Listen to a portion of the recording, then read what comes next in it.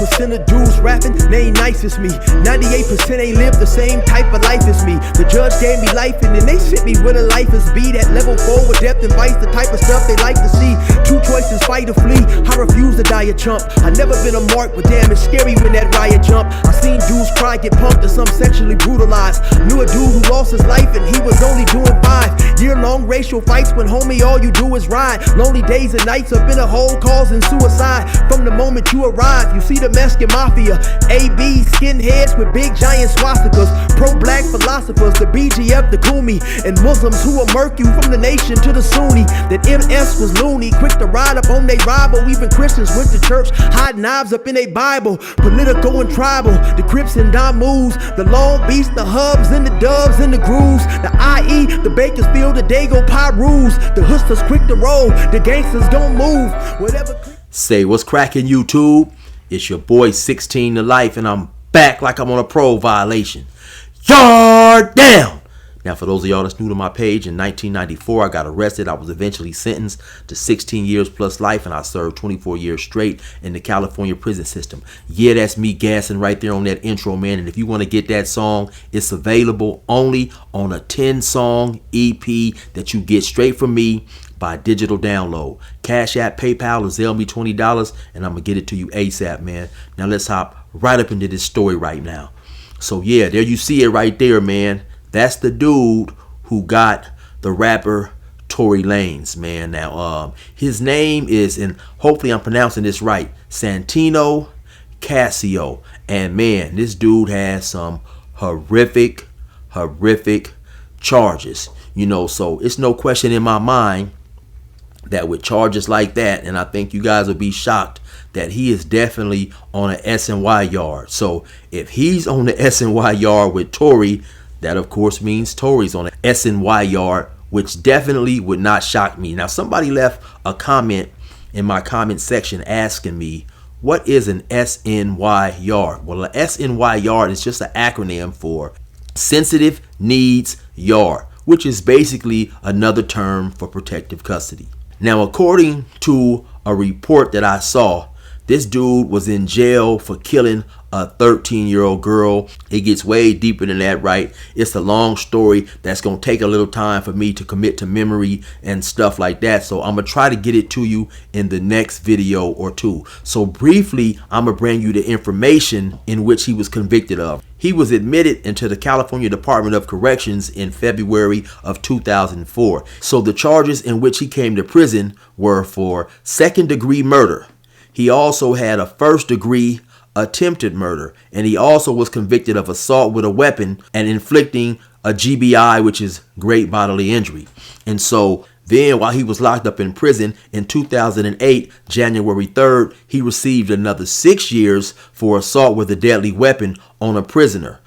Then, June 12, 2018, he received another 2 years for being in possession of a knife. Now, all this time that he accumulated while in prison both happened in the county of Imperial Valley. So they have two prisons down there, if I'm not mistaken. Those prisons are Calipatria and Centinela. So obviously he caught those charges and he received more time. So sometime how it works in California prisons is if you get charged with a serious offense, the prison will then send a report to whatever county you're in. They'll send a report to that district attorney. And if the district attorney chooses, he will then file charges on you and you will have to come. They will transfer you back and forth to whatever court they're taking you to in that specific county to face charges for the things that you've done in prison, somewhat similar to the same way you would if you had done those things on the street.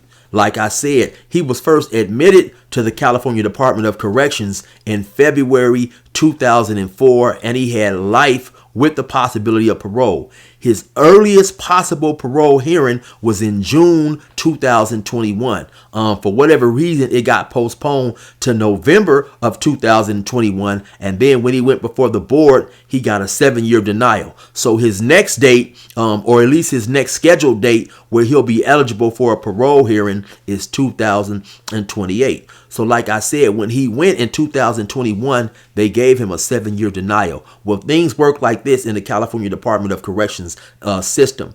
I believe it was somewhere around 2007, 2008. I'm not exactly sure, somewhere up in there. California changed how they do things in the parole board. So now when you go in front of the parole board, depending on your behavior, if they happen to deny you, you can get a 3-year denial.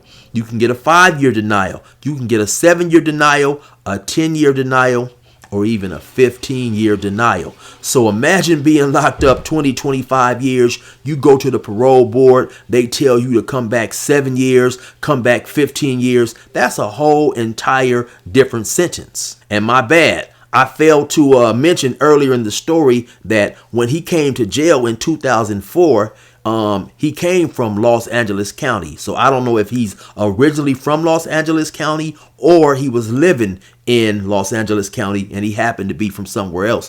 The story that I seen, it also says at the time he was on parole. Like I mentioned, and I only read the story briefly, he was in there for killing his girlfriend who was a minor. So like I said, I'm going to get that story to you guys, and it definitely is a horrific story. And so without question, I think we all can agree that he is definitely a violent man. Now, yesterday or the day before, I put out a video, whenever it was, entitled, "Did a Mexican Hit Tory Lanez?" or something along those lines. And the reason that was the title of my video is because there was another YouTube channel named The Black Box where a prisoner who said he was at Tehachapi where this incident occurred, he called in and he said that it was a Mexican, right?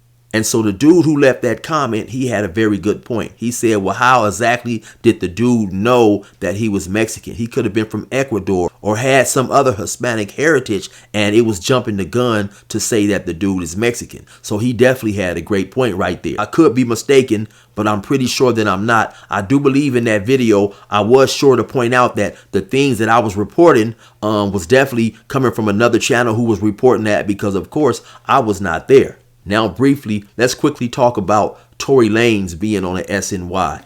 A lot of reports was coming out yesterday that he may be on the SNY. This yard may be 50-50. And of course, it didn't surprise me one bit. Let's keep in mind that Tory Lanez is not from California. When he initially caught his case in Los Angeles, in my opinion, he sat in there long enough to realize that being a non-affiliate in a state and in a prison where gangs run rampant, I think he had enough time to realize that being from Canada, not being gang affiliated, that he would have a rough run if he tried to go to prison and walk the general population main line. And on top of that, of course, he was a relatively well-known public figure. And even if a lot of individuals had not heard of him before he was charged with shooting the rapper Megan Thee Stallion, that even brought more publicity to his situation, to his name.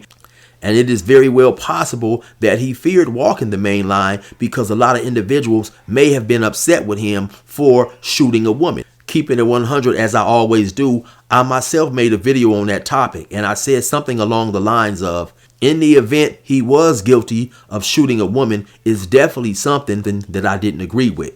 And of course, in that trial, you had Megan Thee Stallion testifying that he did indeed shoot her.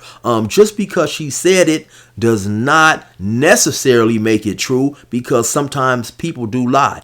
And even though I paid no attention whatsoever to this next case that I'm about to mention, you recently had another rapper by the name of A$AP Rocky go to trial for shooting a friend, and that friend got up on the stand and testified against him and said that he did it, and he was found not guilty, right? So just because a person saying that you did it doesn't necessarily guarantee that you did it, even though we must keep in mind that each situation is different. And we also must keep in mind that in this particular incident of Tory Lanez, obviously the jury believed what Megan Thee Stallion said, and he was found guilty. Now, Tory Lanez, it was being reported at the time of that shooting, was a millionaire. So would it make any sense for Tory Lanez, not being from California, not being a gang member, not being affiliated, to suddenly get caught up on a situation in California and go to prison and try to walk the main line? Not justifying him going to SNY, but to be honest, I didn't expect anything different from the man. Let's keep in mind, he happened to catch his initial case somewhere in the Los Angeles area to the point where he was locked up in the Los Angeles County Jail, which has been said several times that Los Angeles County Jail is rougher than most prisons that a person could go to. And if you can survive the Los Angeles County Jail, then you can survive anywhere.